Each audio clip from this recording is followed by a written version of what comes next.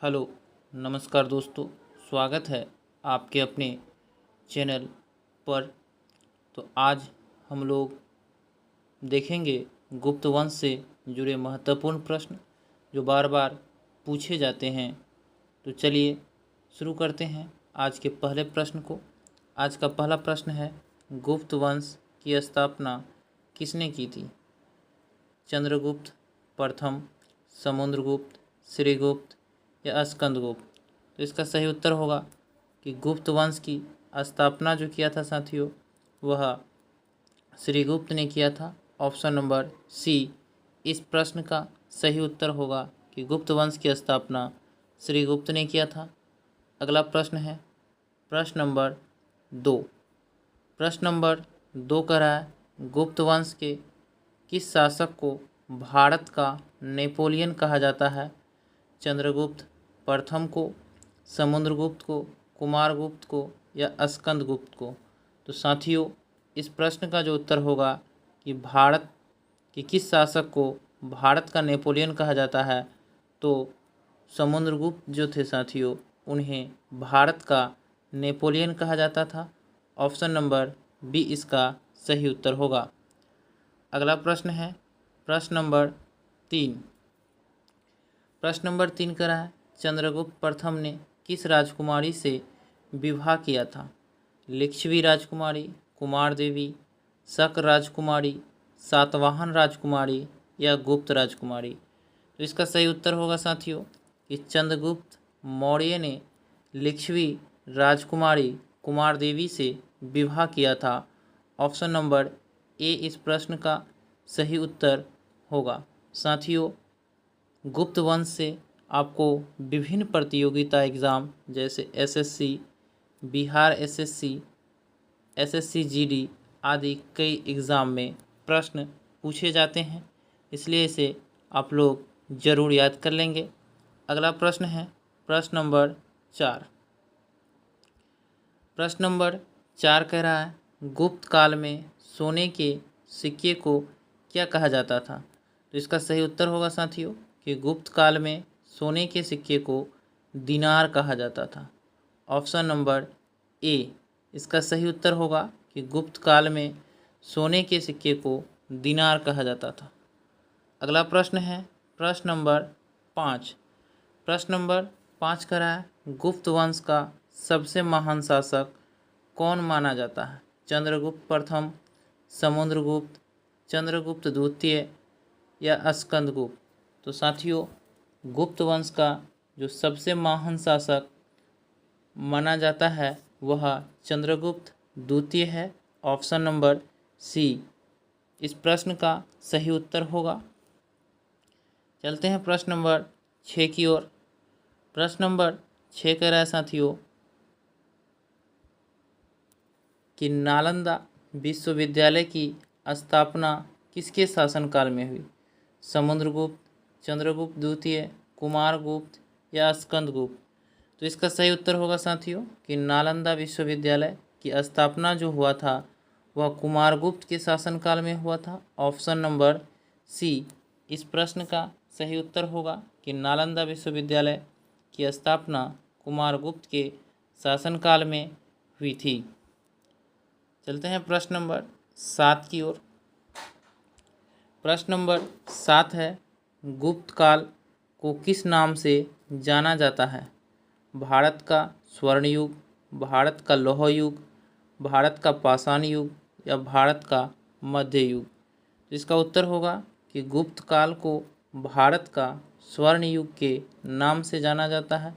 Option number A गुप्त काल को भारत का स्वर्ण युग कहा जाता है।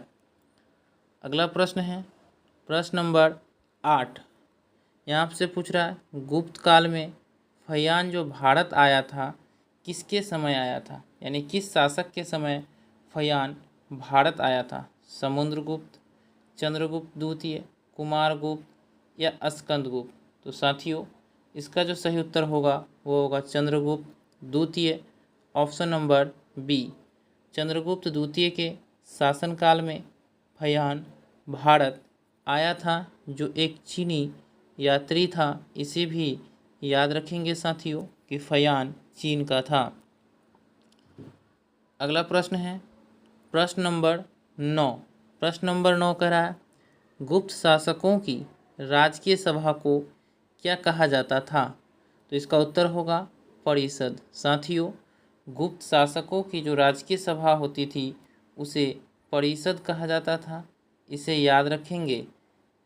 अगला प्रश्न है प्रश्न नंबर 9। प्रश्न नंबर 10 है साथियों कि गुप्त वंश की राजधानी कौन सी थी? पाटलिपुत्र, उज्जैन, प्रयाग या कौशाम्बी? तो इसका सही उत्तर होगा कि गुप्त वंश की जो राजधानी थी वह पाटलिपुत्र थी। ऑप्शन नंबर ए इसका सही उत्तर होगा। अगला प्रश्न है प्रश्न नंबर 11। प्रश्न नंबर 11 कह रहा है गुप्तकालीन सिक्कों पर सर्वाधिक किसकी आकृति मिलती है? अशोक का चक्र, देवी देवताओं की, शासकों की या पशु पक्षियों की? तो साथियों, गुप्तकालीन सिक्कों पर जो है सर्वाधिक आकृति जो है गुप्तकालीन शासकों की मिलती है, यानी ऑप्शन नंबर सी शासकों की होगा। अगला प्रश्न है प्रश्न नंबर 12। प्रश्न नंबर 12 कह रहा है गुप्तकालीन शिलालेख किस भाषा में लिखे गए थे? पाली, संस्कृत, प्राकृत या अपभ्रंश? तो इसका सही उत्तर होगा कि गुप्तकालीन शिलालेख जो है वह संस्कृत भाषा में लिखा गया था। ऑप्शन बी इसका सही उत्तर होगा कि गुप्तकालीन शिलालेख संस्कृत भाषा में लिखा गया था। अगला प्रश्न है प्रश्न नंबर 13।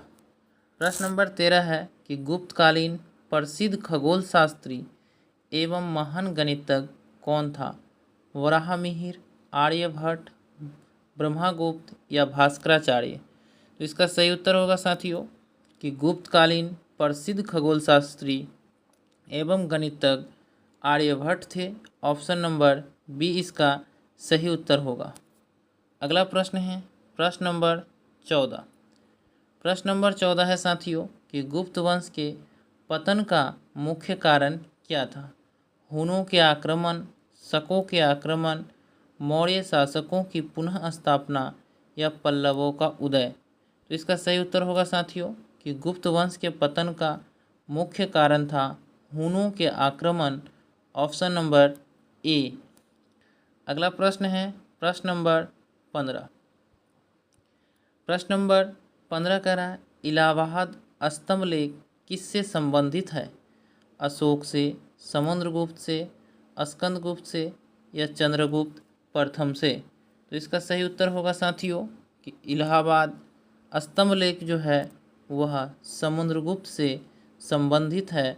ऑप्शन नंबर बी इसका सही उत्तर होगा कि इलाहाबाद स्तंभ लेख समुद्रगुप्त से संबंधित है। चलते हैं प्रश्न नंबर 16 की ओर साथियों। प्रश्न नंबर 16 कह रहा है स्कंदगुप्त ने किस आक्रमणकारी से संघर्ष किया था? यूनानी, हून, शक या कुषाण? तो इसका सही उत्तर होगा साथियों कि स्कंदगुप्त ने हून आक्रमणकारियों से संघर्ष किया था। ऑप्शन नंबर बी इसका सही उत्तर होगा। प्रश्न नंबर 17 है साथियों कि गुप्त शासक समुद्रगुप्त को किस कला में दक्षता प्राप्त थी? नृत्य में, चित्रकला में, वीणा वादन में या शतरंज में? तो इसका सही उत्तर होगा साथियों कि गुप्त शासक समुद्रगुप्त जो है वह वीणा वादन की कला में दक्षता प्राप्त थे। ऑप्शन नंबर सी इसका सही उत्तर होगा साथियों। तो साथियों, ये थे गुप्त वंश के महत्वपूर्ण प्रश्न उत्तर। अगर आपको वीडियो पसंद आया हो तो लाइक और सब्सक्राइब ज़रूर करें। धन्यवाद साथियों, फिर मिलते हैं अगले वीडियो में। तब तक के लिए जय हिंद।